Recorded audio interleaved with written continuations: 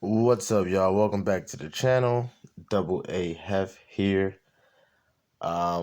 This video is going to be a short one, and I know I say that every time, and seldom are the videos short.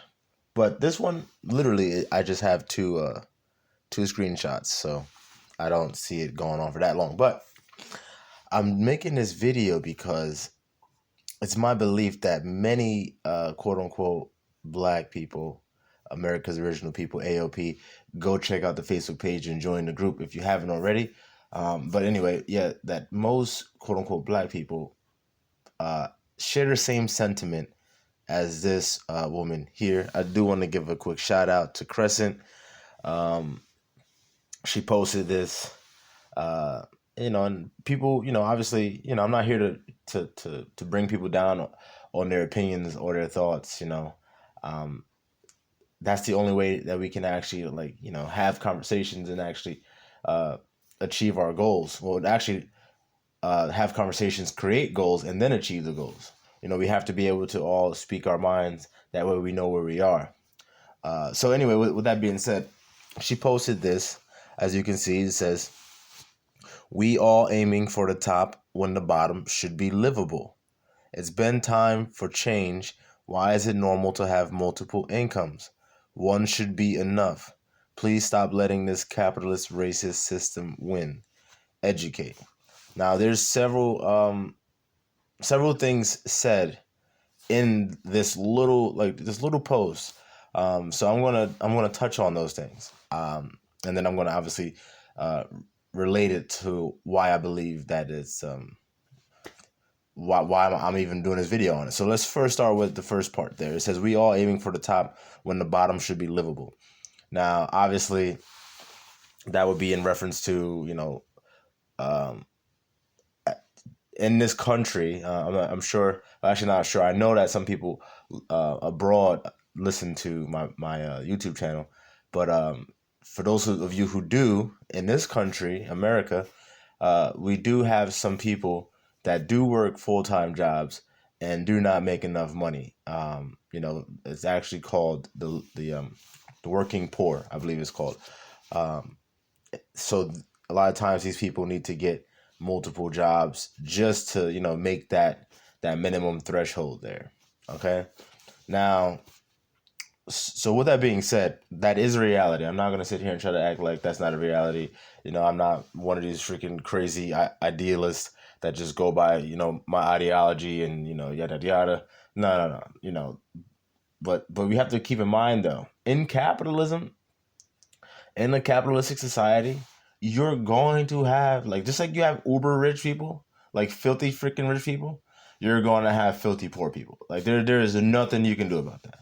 That is literally a byproduct of the system. Like, for instance, when you think of a car, all right, gasoline goes into the car, you drive your car, the fumes that come out the back of your car, the bad stuff that you're not supposed to be breathing in that can kill you, it's all different types of chemicals.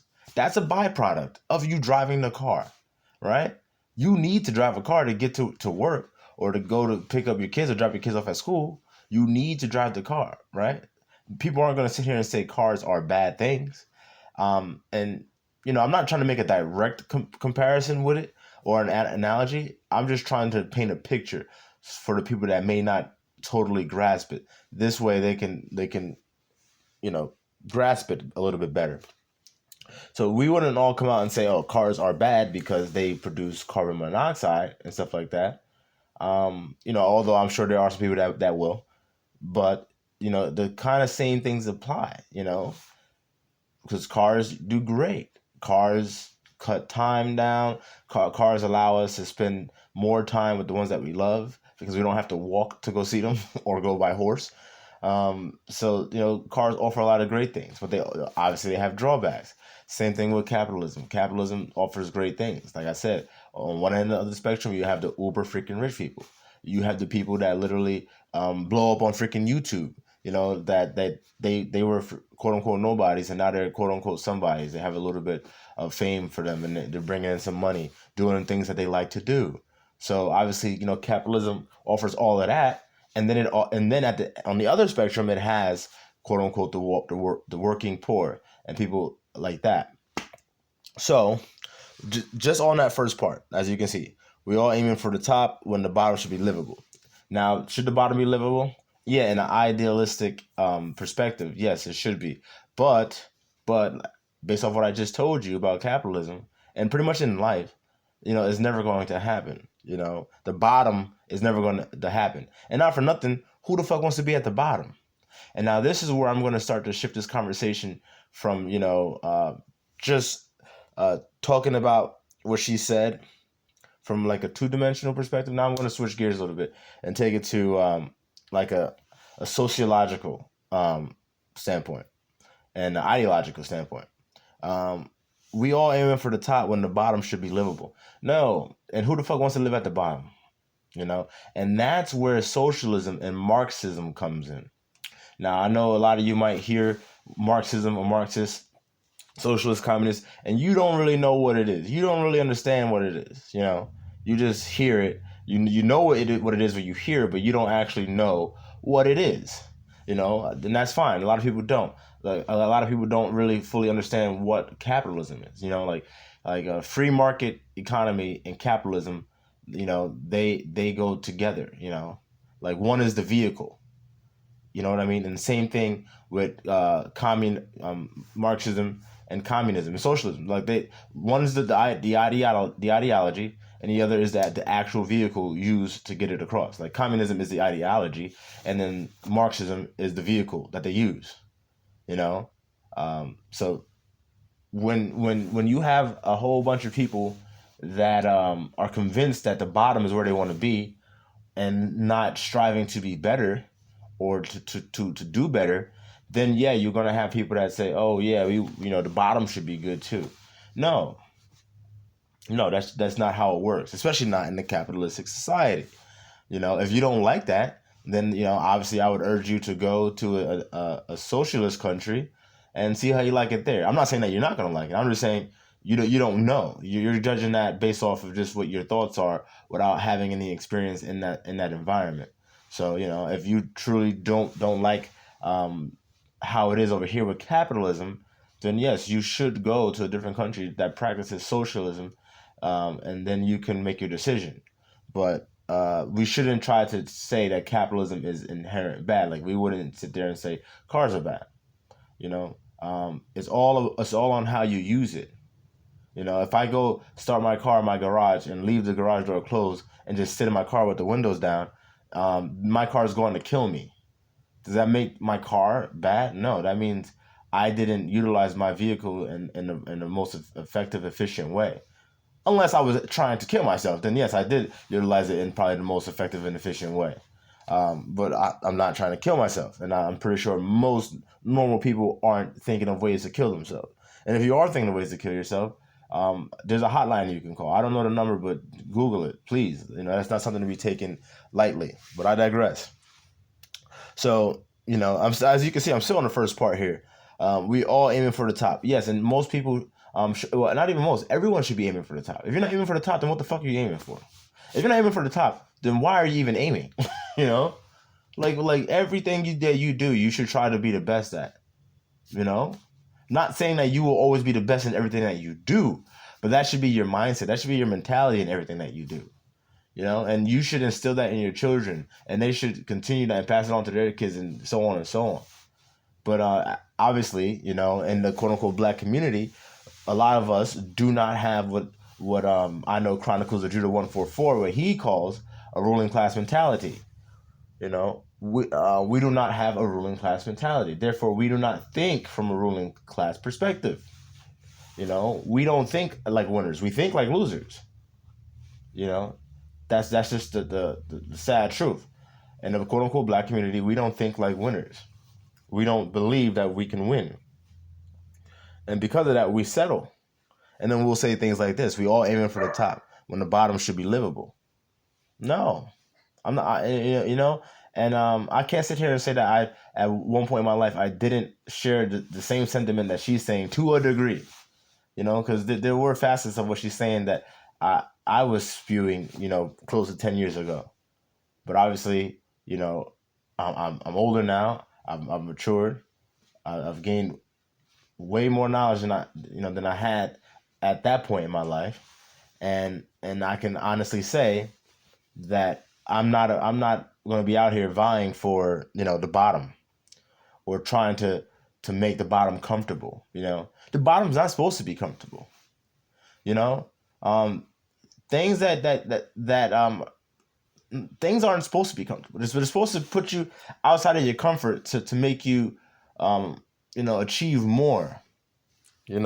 For instance, if you go to work every day and you have a chair and that chair hurts the shit out of your back, like every day when you come home from work, you don't want to do shit besides like just lay down on the hardwood floor because your back is fucked up from that fucking chair, right? Now there's two types of people out there in the world. There's the person that's going to work at that job for the rest of that person's life till they retire for like 25, 30 years in that same damn chair that is fucking up their back, right? And then you're going to have the other person who says, damn, this chair is fucking up my back. I need to do something about this. And then once they say that, they start the process. Now they're going to think of what can they do? Can I fix this chair to make it more comfortable for me? Can I make a new chair that will be more comfortable for me? Now they have options. Now, say the person fixes the chair or alters the chair. Now the person is, can still work the rest of their life at that place, but now in comfort. They're not worried about their fucking back, and they're not gonna retire and not be able to do shit because they got a fucked up back. Because that person was uncomfortable, and that uncomfortability pushed that person to do something to seek comfortability.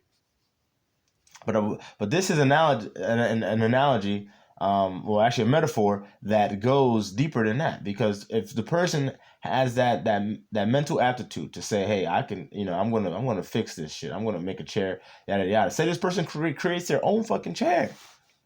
Now that chair could be like a hit, and then offices all across the United States, all across the globe might start buying that fucking chair. Now that person just, became a millionaire, maybe billionaire, whatever, uber rich overnight, or, maybe not overnight, but like in a year or the case may be. It doesn't even matter the timeline as long as the person does it right. But that's what I'm saying though. This person went out and created something. They didn't just sit there. They didn't just sit there and take what was given to them. Obviously the office said, here, this is your office, this is your chair, sit your ass down and do your fucking work. And that person was like, well, this ain't good for my back. So I'm going to do something about that. And that's how we need to look at life. Look, it's all fucked up. The hood. Listen to me. I was born and raised in the hood. Not raised. I moved out to Jersey, like teenager, like early teen. So like half raised, whatever. But regardless, still went back to the hood. I'm not far from the hood. You know what I'm saying? Like I'm not thinking about it. Like I'm really not that fucking far. Actually, I just moved again, so I'm further now than I was. This is probably the furthest I've ever lived from my hood. Obviously there's hoods all over. You know what I'm saying? But I'm the furthest now that I've ever been living from my hood. But anyway, so yeah, the hood is quote unquote given to you, and I say that because I don't truly mean that, but hear me out. So what I'm saying is that the hood is a circumstance that's given to you. I say that because you didn't choose that. You didn't choose where the hell to be born. So with that being said, when you're born in the hood, it's one thing to sit there and say, oh, yada yada, this is the hood, and just it is what it is kind of thing. But no, you're being option A, and you're just sitting in that fucked up ass chair, fucking up your back, fucking up your life. Now, the people that say, this is a fucked up situation, now I got to do something about it. Now, that's where you need to be. That's where you need to be. And not saying that you need to leave the hood.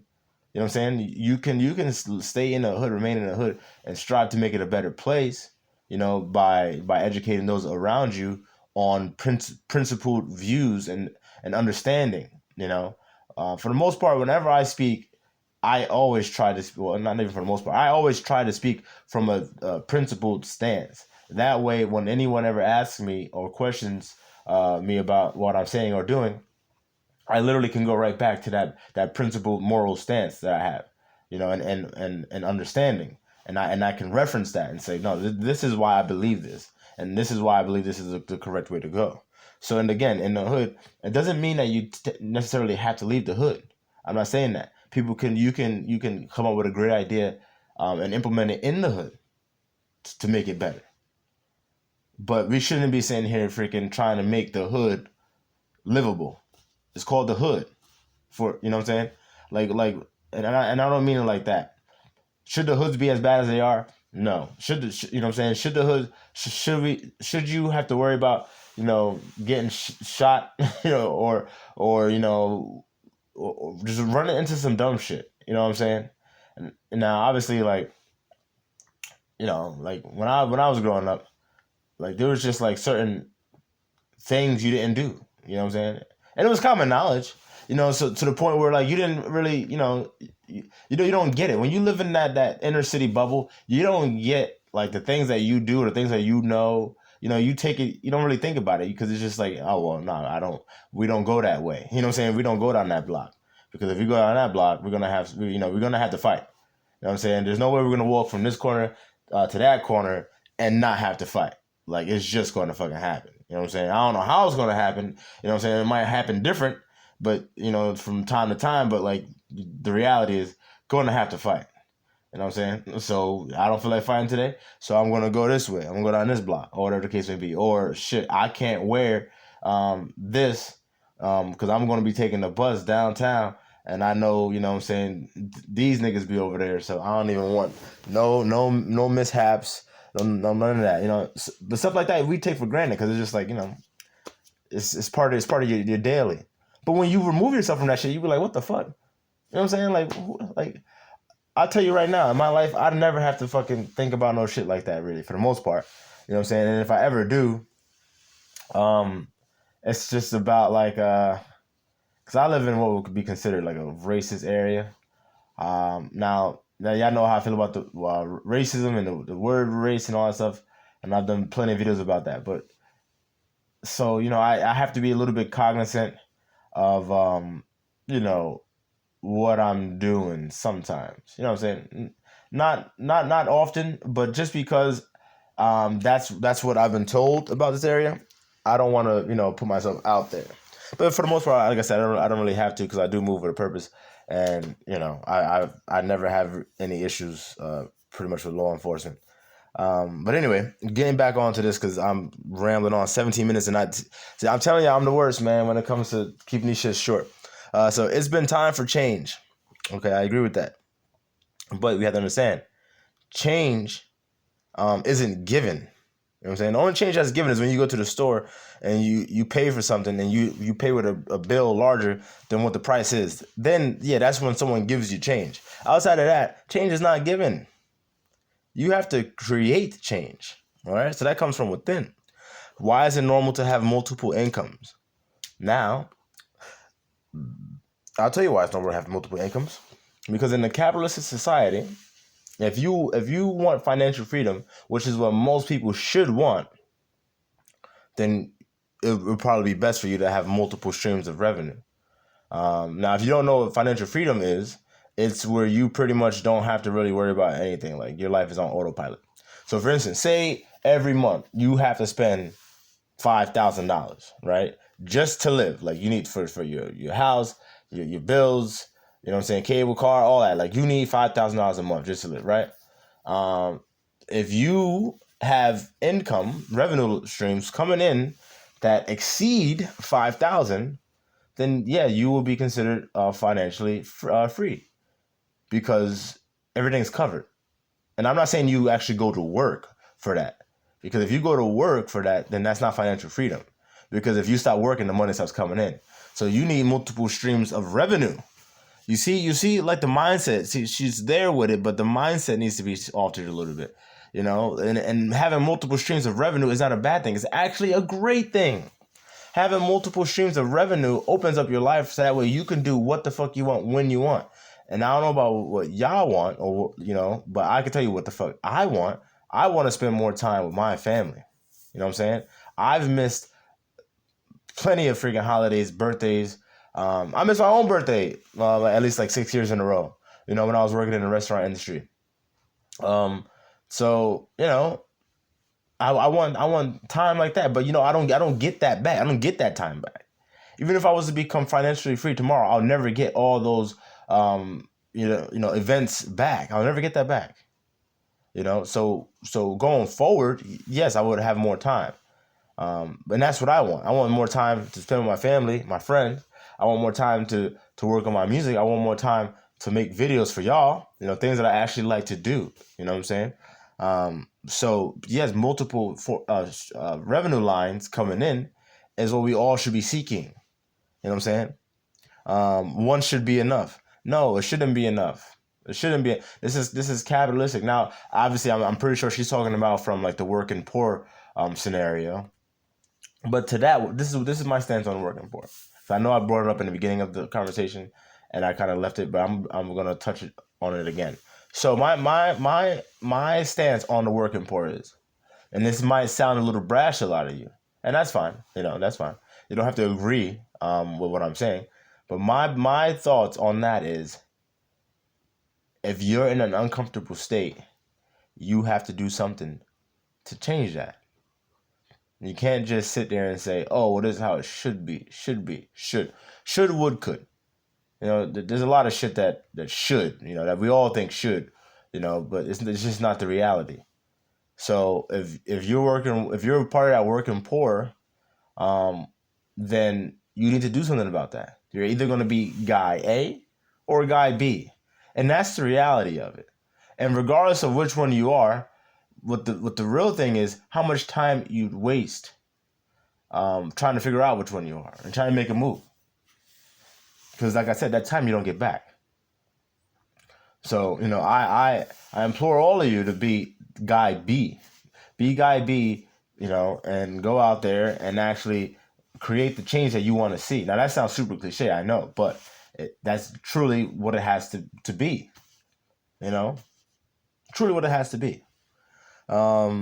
Please stop letting this capitalist, racist system win. Now, I'll say this to you. Capitalists and racists are independent of one another. Now, I already went over like what I think about racism and stuff like that multiple times. I'm not gonna do it again, but I'm trying to draw a distinction here because there is a distinction. Capitalism and racism are not the same. Capitalism cannot be racist. Well, first of all, racism isn't a real thing. You know, it's just a power structure that we have in this country that gets exercised over others. People that have power, you know, it's real simple. They wish to retain said power. Okay, it's not about quote unquote racism or race, because these races aren't even real races. Black isn't a race. Black is a color. Black is the color of this TV screen I'm looking at right now. But anyway, capitalist can't be racist because capitalism is a system. It's a system that wants to create where there's demand, then you create. There's a demand for something, you create, and you create more to meet the supply. You know, it literally goes far past, you know, like skin color. You know, it doesn't matter if you create a great product and you're business savvy enough to get it to the masses, then you're going to succeed in capitalism. You know, if capitalism was racist, there'd be no such thing as quote unquote black rich people. Period. So anyway, that's I'm in on this one because I said there's two, but this one's already 24 minutes. I'll just do it. Fuck it. So this is the second one. You want to gain wealth to provide for you family. I'm gaining wealth to help change society for black folks. We are not the same, but we can be. All right. So quickly on this one, you want to gain wealth to provide for your family. I want to gain wealth to reach a level of financial freedom. So the thing is, I don't think she understands what wealth actually is, because wealth and money are two different like constructs. You know what I'm saying? If you have a lot of money, you know, that can get you to a level of being considered wealthy, yes, but they're not the same. You want to gain money to provide for your family. Yes. You want to gain wealth. Wealth is a whole different level. Most people don't understand what wealth is and what it means to be wealthy. To have like buku money. You know what I'm saying? And not only that, it's not only about the amount of money you have. Wealth is, in my opinion, in my thoughts, is determined upon what level of financial freedom are you at. Now, like in that example that I did, I said you need $5,000 a month just to live. Boom, right? But you have revenue streams, i.e., things that are making you money. Whether like maybe you have rental properties, maybe you own a couple businesses that you don't run, other people run it, but you own it, so you're getting that money coming in, right? Or maybe you got some YouTube channels. Or, what I'm saying? I don't know. You got some YouTube channels and you're making some money, or maybe you're a musician, you got the money coming in from your royalties, whatever the case may be. If you need $5,000 to live a month, right? And you make $5,005 a month. You make $5 extra than you need, right? Now, yes, you're financially free because you don't have to do anything and you're going to be taken care of, right? Boom, that's great. But is that wealth? No, that's not wealth generation. Wealth generation would be that $5,000 that you need a month, right? Now you got let's just say you got $20,000 coming in, right? So that's 15,000 in the positive that you are every month. So on a yearly basis, you're making $100,000 on a year without doing shit. Like your businesses are just running themselves and creating revenue. You know what I'm saying? Now that is wealth. That's wealth and wealth generation. Okay, so most people don't understand it on what wealth actually is. So she says, I'm gaining wealth to help change society for Black folks.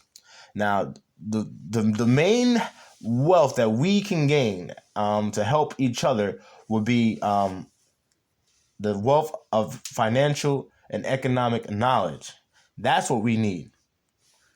Okay? That's literally what we need. We all need to be on the same page and understand that we need to start supporting ourselves and our businesses. And our businesses need to start supporting the community. Because what happens is a lot of times you get a quote unquote Black business, right? But then the person, say the person doesn't live in the hood. Then the person takes the money from the hood and spends it somewhere else in the quote unquote white man's community. Now that's not help. Like that's a Black business, but is that Black business helping the community? No, it's not. So obviously that's not a good idea. So if that is the case, then no, don't support that Black business. I'm telling you right now, do not do it because they're not supporting you. We need businesses that are going to, I'm not saying that they have to live in the hood because you could not live in the hood, have a Black business in the hood, but then you spend your money back in the hood. You take your money back to the hood. When you go shopping, you do it back in the hood at other Black businesses. Keep the money in the Black community. And that's not my idea. Like, I'm not trying to, take credit for that. This has been said by many people. One who I know who's been an advocate for many, many years is Dr. Claude Anderson. If you haven't heard of him, Google him. He has plenty of stuff out on YouTube right now. He has plenty of books. I recommend you all buy his Powernomics books. That's literally, he's laying the foundation on what we need to do as a group to change, to create the change. That's the biggest thing. We have to create our change. But I went way too long on this video, so I'm just going to end it with that. Please remember to like, share, and subscribe. That's it. Next time.